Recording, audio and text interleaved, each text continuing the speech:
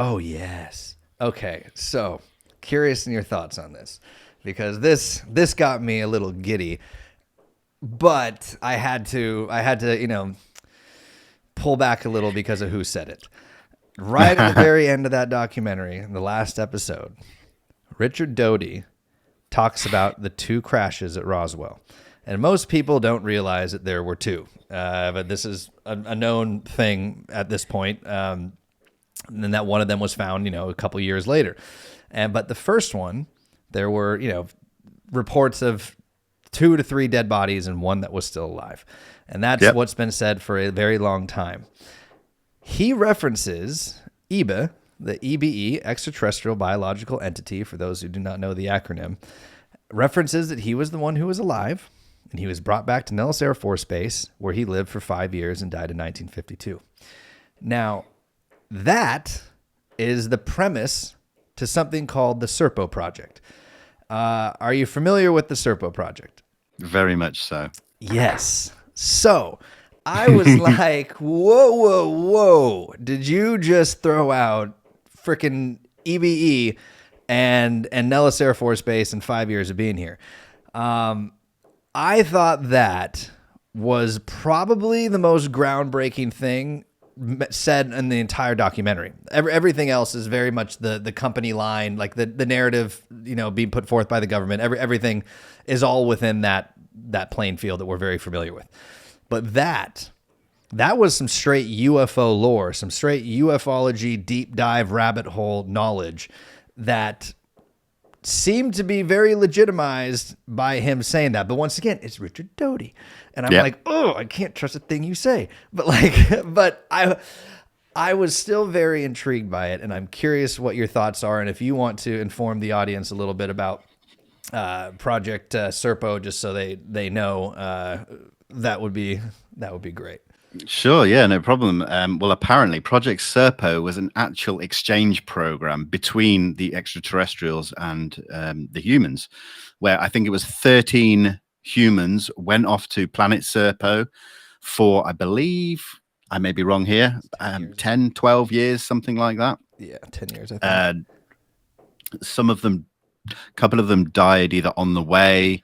A couple of them reportedly stayed on the planet, and I think 8 maybe came back. I mean, this has been, it's something I looked at a lot more quite a while ago, probably about a decade ago. And unfortunately for me, this is one of them cases where we've got to take word of mouth, because there is no evidence, no documentation that really does set it in stone, like some other things that we kind of can dig into. Unfortunately, I put it in the realm of people like Doty, who I believe is just a charlatan, and people like David Wilcock, Corey Good, Emery Smith, the kind of Gaia TV bunch who have pretty much been proven to be liars in the past. So at the moment, for me, Project Serpo sits in that right at the bottom of the don't really believe it kind of thing. I'd love it to be true. Of course I would. But without any of the evidence, I can't go there. Do you know what I mean? Yeah. It's unfortunately. Yeah, I do know. The evidence, in quotes, if you will, that is there for people who aren't aware. This came from a correspondence, an email chain from, I think, the early 2000s, late 90s, somewhere around there. Before the internet was a big thing, before email was a big thing, when it was actually more secure, nobody was worried about, like, it was a new thing where people could correspond. And there was a number of generals, people from the military industrial complex, scientists, like high-ranking officials who were a part of this chain, like hundreds of them, I guess. And this correspondence on a number of subjects, I mean, they talked about tons of things. This is where this story came from. And there's basically 130 pages of this correspondence from different people, different clearances, allegedly giving their accounts of what they heard about this project, things that they were either read into or, read from and heard from the people who came back from the project. And there are discrepancies even within that, which, funny enough to me, that actually gives a little more credibility than if it was all the same story, where people, like I said, well, I heard this, I heard it was, the 12 men. Or I heard it was 10 women, 2 women, or 10 men, 2 women. Yeah. And I heard, 4 stayed behind, 6 died, 1 lost his mind, and 2 made it back or whatever. Like, and there's discrepancies within how many people came back. But everybody seems to believe from that chain that it happened, but there's zero evidence to be able to support it. And so it's one of those things. And I like your comparison to the David Wilcock, Corey Goode component of the subject. I loop them in with the Ancient Aliens crowd. Not to say that I would say 80% of what's said on that show is fairly valid, but they take some fucking leaps in that show that are just not true. And the stuff that they're talking about, by and large, is real. But their narrative, their spin on it is where you're like, okay, just calm down, man. Like, just stop. Just stop. Absolutely. But yeah, the fact that he brought that up, I thought was very interesting. It's something that it's a script I'm actually in the early stages of working on. Has to do with that and that whole story, and so I was like, ooh, when I heard that. I thought it was interesting, but it came from Doty, and I'm like, God, that probably just means it's fake now. Like, now that he said it, like...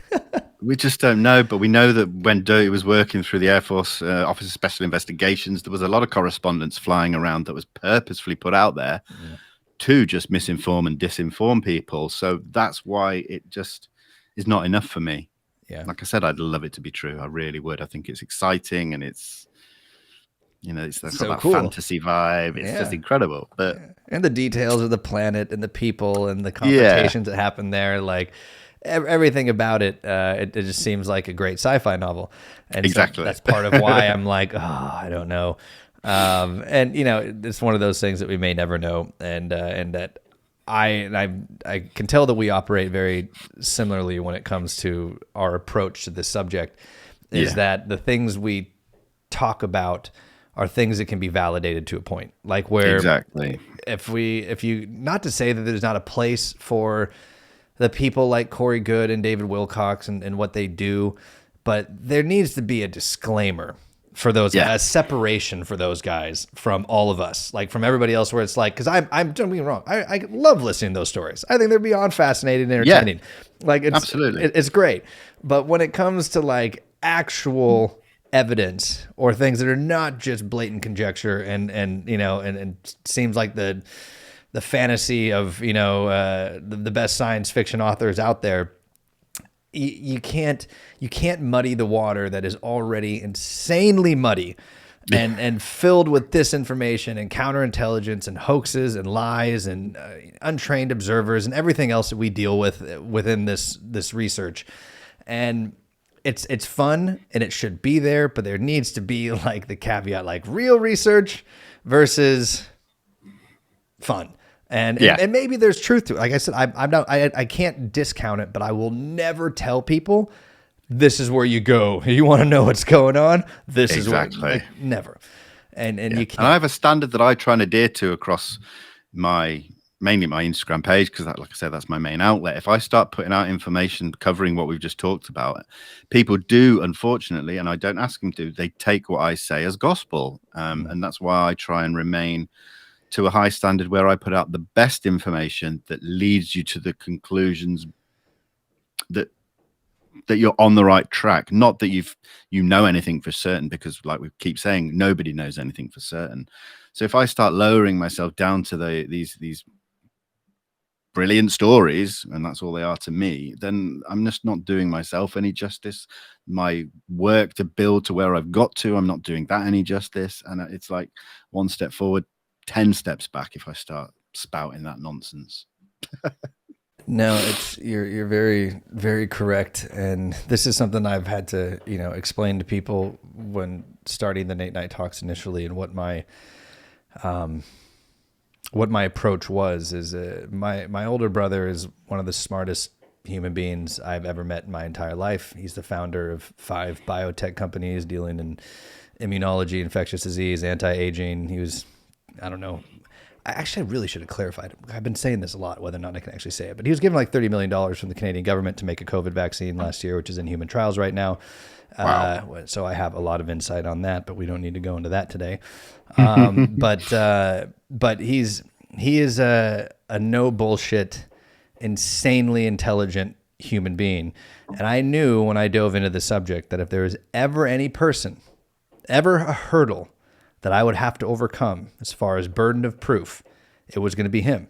And Sure. so all of my investigation into this had that in mind of him, of like, this motherfucker is going to be the one person who's going to shit all over everything I say if it is not, sound, if it is not presented as rationally and grounded and based in fact, the facts that exist. He's gonna just laugh it off, and so, which is, was a good thing for me, because that's what honed my approach of like, that's the person I have to convince. Which, if you can convince a person like that, then you can convince anybody. Like the general public, I mean, they'll require far less burden of proof than he will. But that same approach, I think, is.